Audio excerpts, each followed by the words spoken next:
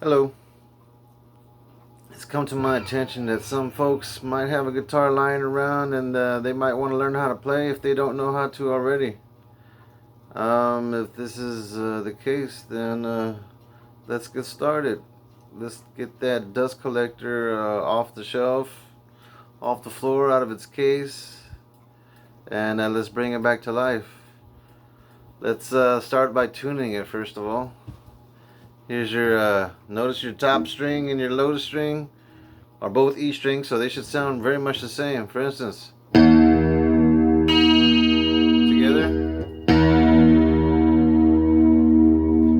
Now, here's a quick tip. If you don't know very much how to tune a guitar, if you can get these two both to sound sonically the same, everything in between will be easy. It doesn't matter if you have if this is perfect E or not. It could be D, D sharp, it could be C sharp, it doesn't matter. And I know you don't know what I'm talking about, but if you can make these two sound the same, as long as you get everything else in between in perfect tune with each other, that's pretty much all that matters. So let me show you how to do that.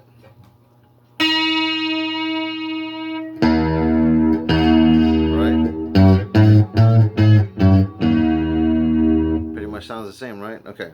So to get to the next string, which is the A string, you hit the 5th fret on the E string and hit them both to make sure they're both the same note. For instance,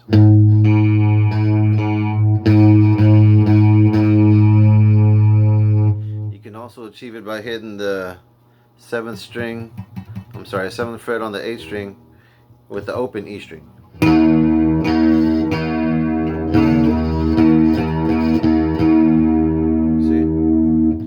Repeat the patterns all the way up into the 2nd and 3rd strings. At that point, the 2nd string is tuned slightly different from the others. So let's get there.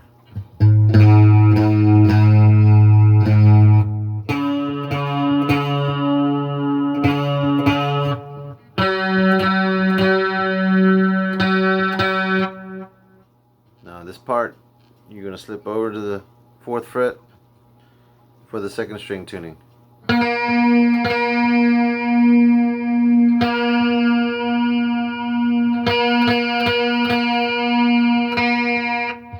Here would be the 8th.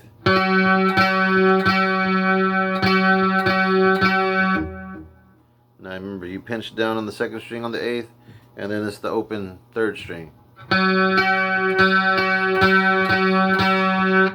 Over here it's the 4th on the 3rd string with the open 2nd string. Now final the last.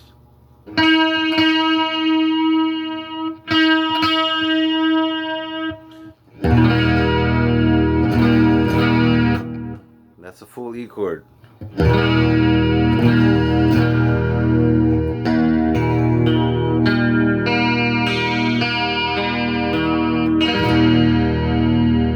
Do the same pattern. It's just 3 notes. Open E, 2nd, 2nd, and then the 1st.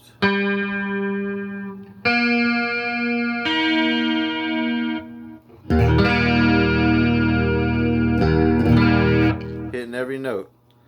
A minor is right underneath it. That would be the open A string, 5th, which is the 5th string.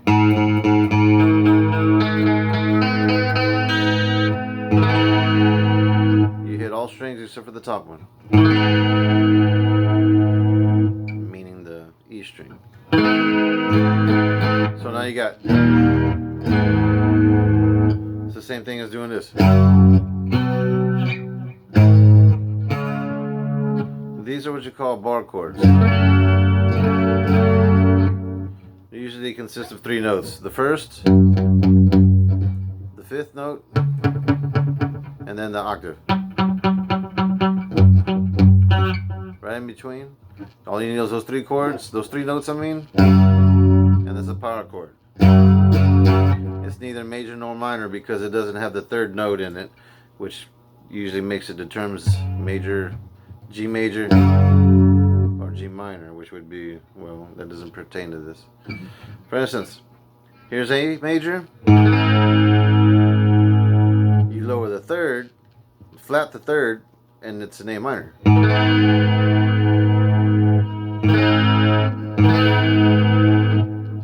E major, E minor. Here's a G, open G.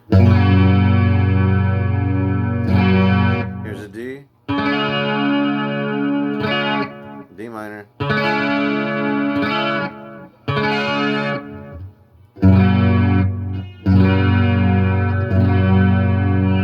Here's an F.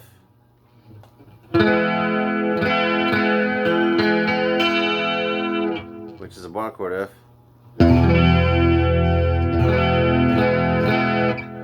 You can do a full major bar chord with a major minor, and they would look like this. So this is all the strings.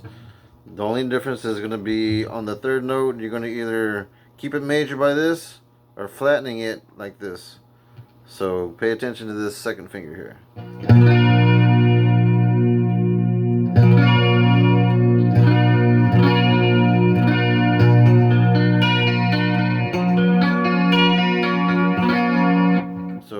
This is the B. Yeah, let's get a little recognized with the notes on the fretboard here. So you got your open E, you got F, F sharp,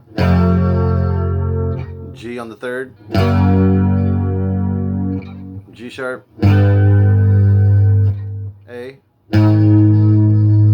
sharp, B. There's no B sharp, so there's C. C sharp, D, D sharp, finally E. Notice when I say finally, it's because it's at the 12th fret. There's only 12 chromatic notes.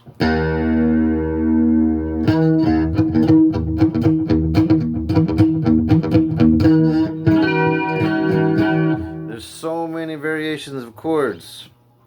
You've got an E minor 7th. You got an E major. Major 7th.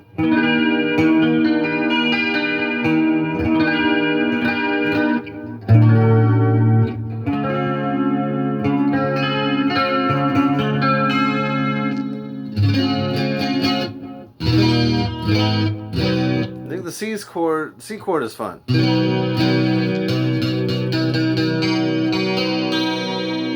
See a 3, a second on the next one, open and then first. So this starts on the 5th string.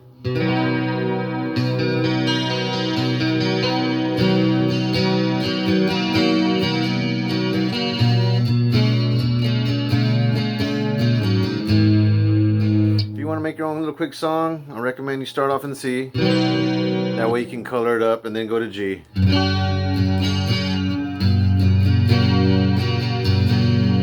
Then you got your D. You can change it around like so.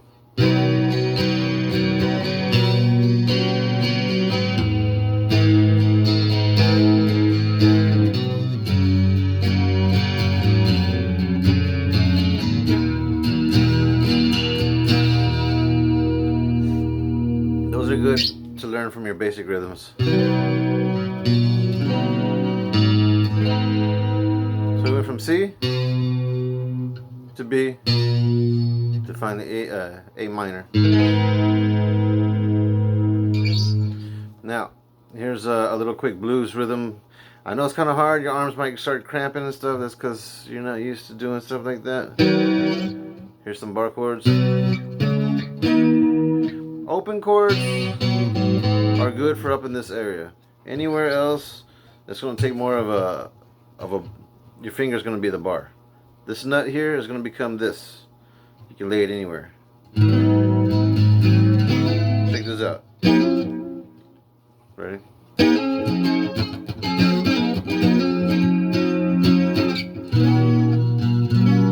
What you do up here normally, this is basically your bar chord right here, because notice the pattern.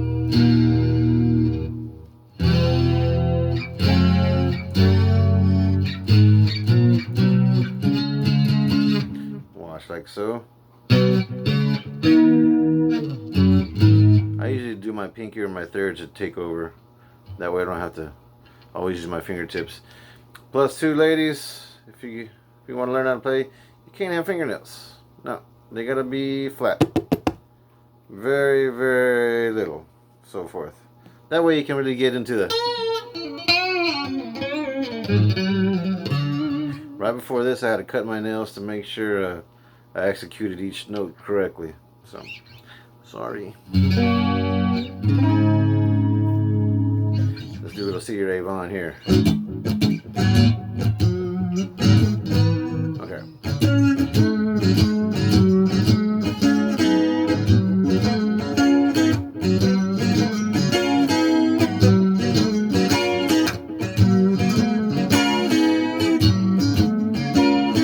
The picking hand, the strumming hand, the rhythm, it's very, very...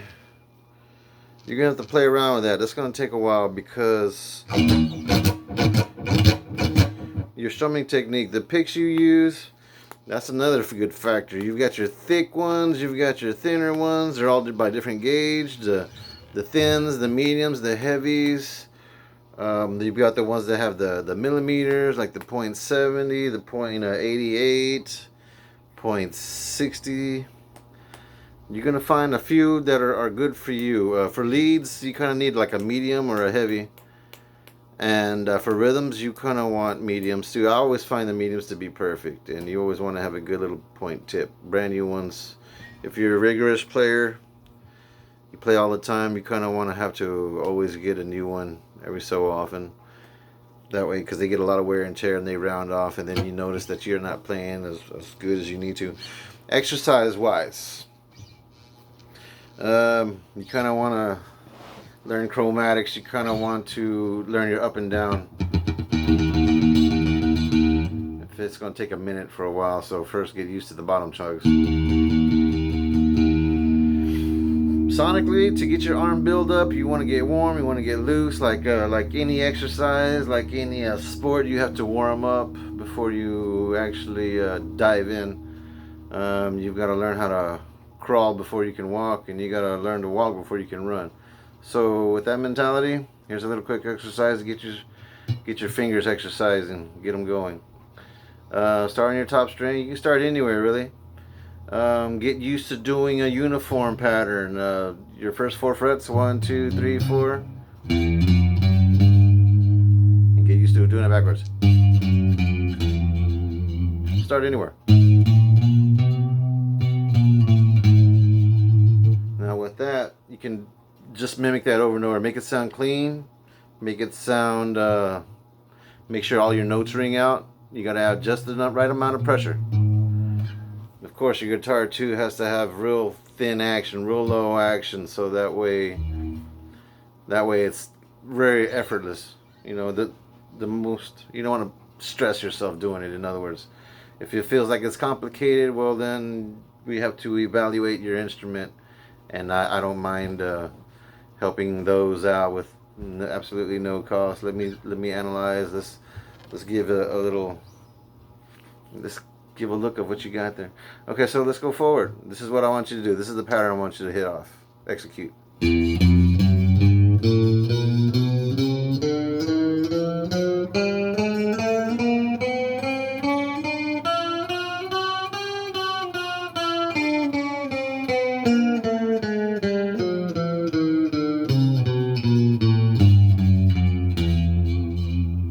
Anytime you finish a note, you kind of want to shake it a little bit.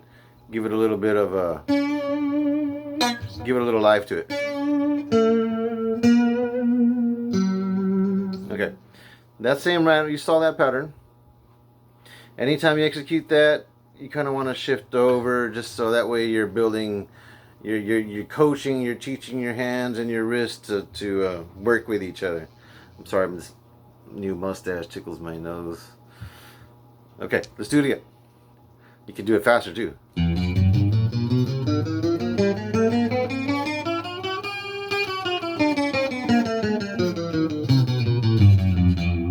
Now that was all an up and down stroke. Sounded pretty clean, right? This is how it would sound all in one motion.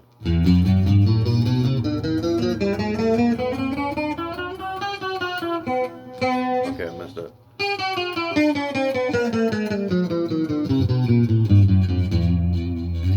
Okay, so the shifting part goes from 1 to 4. Now this one's going to go 5 to 8.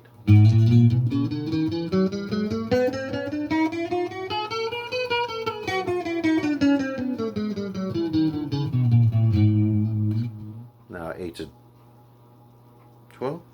8 to 11? Ah. 9 to 12.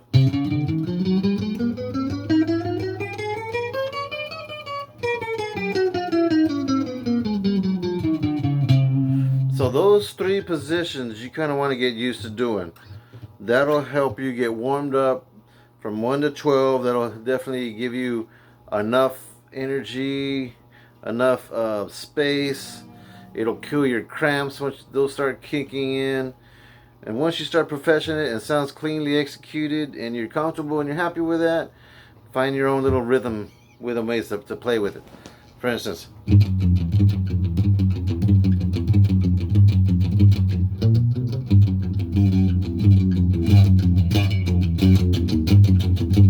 doesn't have to be all 4, it can be 3.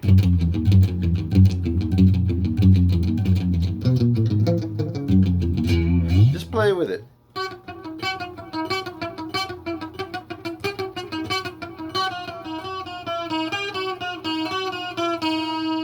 The thinner ones are going to be harder to do. You're going to find something complicated. Something's going to be hard. Something's going to be difficult. Something's going to be an obstacle that gets in your way. Once you get through it, it's going to be a lot more pleasurable to get to the rest of the parts, to get to those little spots that you're not used to doing, you're going to break your comfort zone, in other words. And then after that, we can start doing 2-note chords like a...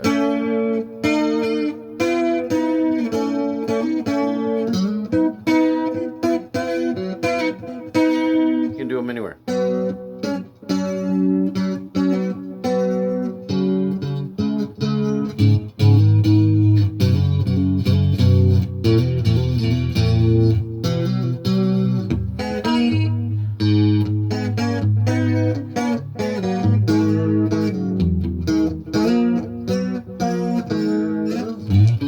That's how I did that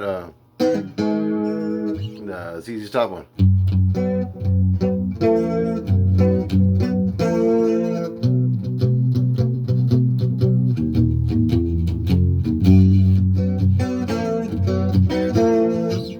Of course, this is 30 years talking, and probably half of it went to actual playing. So here's some blues, show you a little blues note. Also, too, you can do your chromatics backwards. Those are always fun. They sound cool. Descending is what you call it.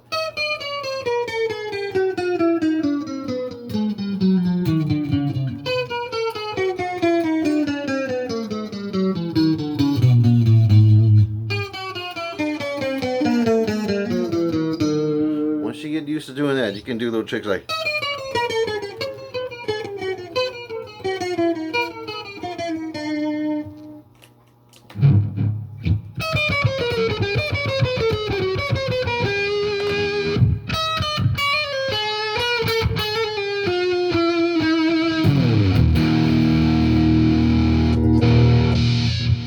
Now here's this power chord I was telling you about.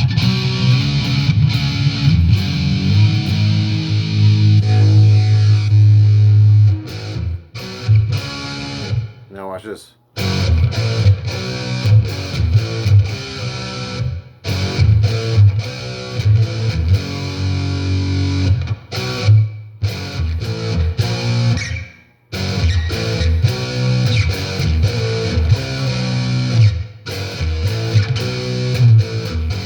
Same thing.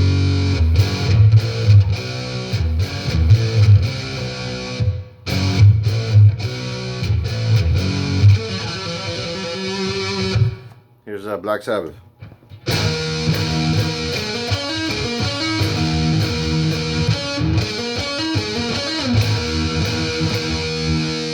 Slightly out of tune, right?